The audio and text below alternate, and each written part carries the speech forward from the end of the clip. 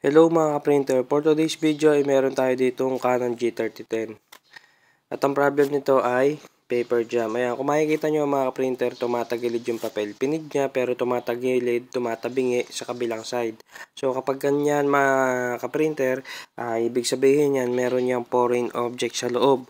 May mga nahulog na bagay dyan na pumipigil sa papel para makalusot. Kung makikita nyo mga ka-printer, merong part nung papel na lumusot. So, ibig sabihin, wala dun yung bara. Nasa kabilang side. Dun sa may part na hindi lumusot.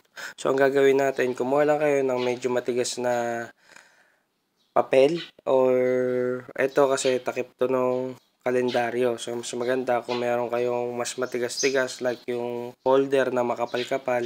Tapos, gupitin nyo yung kasize ng bond paper. Tapos, ipapasok nyo siya dyan sa daanan ng bond paper mismo. Tapos, pag pinasok mo siya dyan, so itutulak mo siya para maitulak nyo yung object na nandun sa loob. So, ito kasing nagamit ko mga printer ay hindi siya ganong katigas. Kaya medyo bumabaluktot kapag tinutulak ko. So, kapag gagawin nyo nga pala ito mga printer, no, kailangan naka-off na yung printer.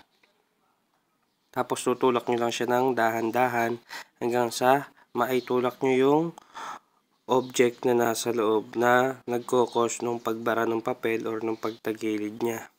So ayan, makikita nyo lumabas na yung object. Dahil nga malambot yung ginamit natin na pantulak, ay susungitin ko na lang ito ng flat screwdriver.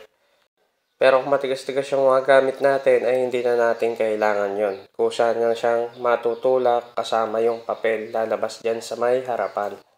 At dahil nga natanggal na yung bara niya mga kamag-anak ay papakita ko sa inyo na yung pantulak natin ay lumusot dito sa harap para makita natin na wala na talagang iba pang nakabara.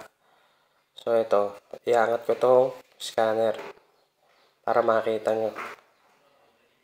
Yan o, kung makikita nyo, yung papel, yung pantulak natin ay na nakalusot na lahat.